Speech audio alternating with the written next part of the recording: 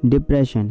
कुछ लेटर्स का यह वर्ड यदि किसी की लाइफ के साथ जुड़ जाए तो उस पर्सन के अलावा और कोई नहीं जान सकता कि उस पर क्या बीत रही है।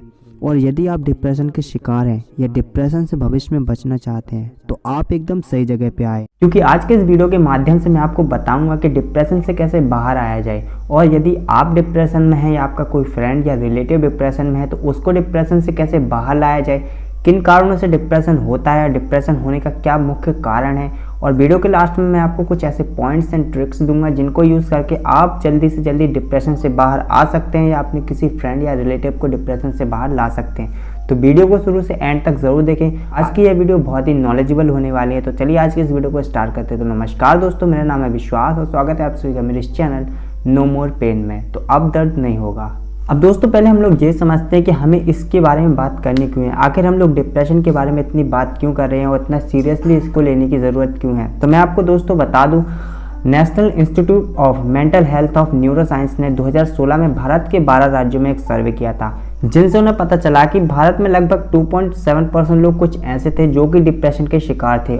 उसी में से 5.2% लोग कुछ ऐसे भी थे जो कि कभी ना कभी डिप्रेशन के शिकार रहे हैं या डिप्रेशन से बाहर आ चुके हैं। तो आप लोग समझ सकते हैं कि 2016 के ये आंकड़े हैं, तो वर्तमान में 2022 में क्या स्थिति होगी। अब दोस्तों ये तो बात होगी आंकड़ों की कि भारत में 2016 के अनुसार क्या स्थिति थी डिप्रेशन की, लेकिन दोस्तों वर्तमान में 2022 में स्थिति बहुत ज़्यादा ख़राब हो चुकी है, क्योंकि मेरे हिसाब से हर दूसरा बंदा डिप्रेस्ड है। किसी ना किसी को किसी ना किसी तरह का डिप्रेशन है, चाहे उसे नौकरी का डिप्रेशन हो या करियर का डिप्रेशन हो या कोई भी रिलेशनशिप से रिलेटेड डिप्रेशन हो, लेकिन डिप्रेशन उसे ज़रूर है। तो दोस्तों आज हमें यही समझना है कि डिप्रेशन से कैसे बाहर आ जाए। तो ये तो बात हो गई आंकड़ों की। अब हम बात करते हैं कि डिप्रेशन होता क्यों है। अब दोस्तों डिप्रेशन होने का कोई ऐसा मुख्य कारण तो नहीं है जो कि डिप्रेशन जिससे हो, लेकिन दोस्तों डिप्रेशन आपको हर उस चीज़ से हो सकता है जो कि आपके अनुसार नहीं हो रही है, या आप जिस चीज़ को चाहते हैं वो नहीं हुआ, या उससे अपोजिट कोई चीज़ हो गई, तो इससे आपको डिप्रेशन हो सकता है। अब दोस्तों हम लोग समझते हैं कि डिप्रेशन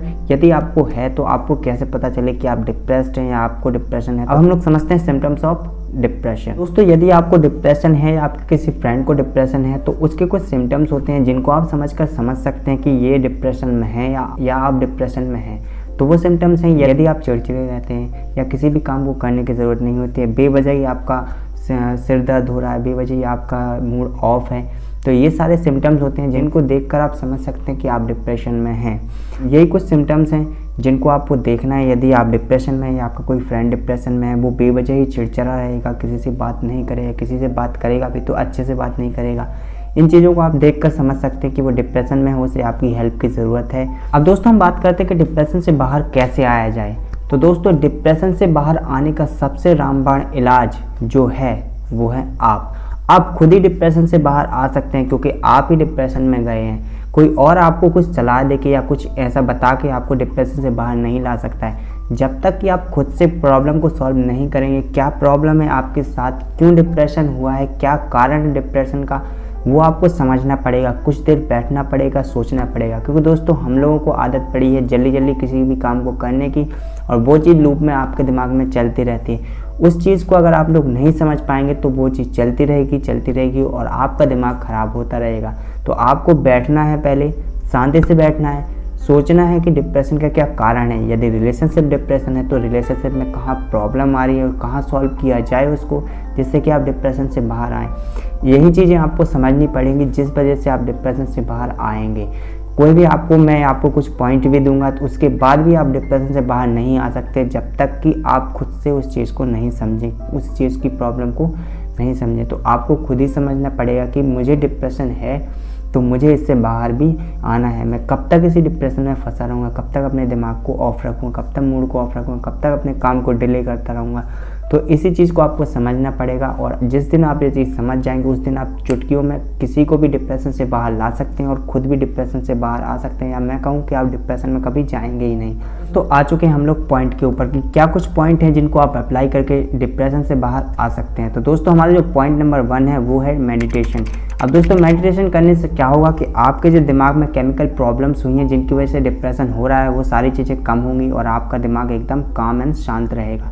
तो आपको पहले नंबर पे करना है मेडिटेशन। अब दोस्तों जो हमारा दूसरा पॉइंट है वो है आपको सुनना है म्यूज़िक। आप अपने पसंद का म्यूज़िक सुन सकते हैं या किसी क्लासिकल म्यूज़िक को सुन सकते हैं। ज़्यादा रिमिक्स या ज़्यादा बेस वाले सॉन्ग ना सुने, बिल्कुल सिंपल काम सॉन्ग सुने जिनसे आपको काफ़ी हेल्प मिलेगी।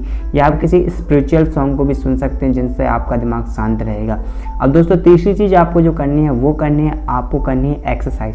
अब दोस्तों एक्सरसाइज करने से क्या होगा कि आप काफ़ी समय तक डिप्रेशन में रहे होंगे जिससे आपकी बॉडी हो चुकी होगी डल, किसी भी काम को करने की इच्छा नहीं होगी, एनर्जी नहीं होगी। तो आप जब एक्सरसाइज करेंगे तो उससे आपको एनर्जी मिलेगी जिससे आप किसी काम को करने में ज़्यादा एक्टिव रहेंगे। तो आपको तीसरी चीज़ जो करनी है वो करनी है एक्सरसाइज। अब दोस्तों जो हमारा फोर्थ पॉइंट है वो है कि आपको ज़्यादा से ज़्यादा नेचर के करीब रहना है। किसी पार्क में जाइए, किसी पेड़ के नीचे बैठिए, छाया में बैठिए, अच्छे से साफ़ सुथरी जगह पे जाइए, अपने दिमाग को शांत करिए।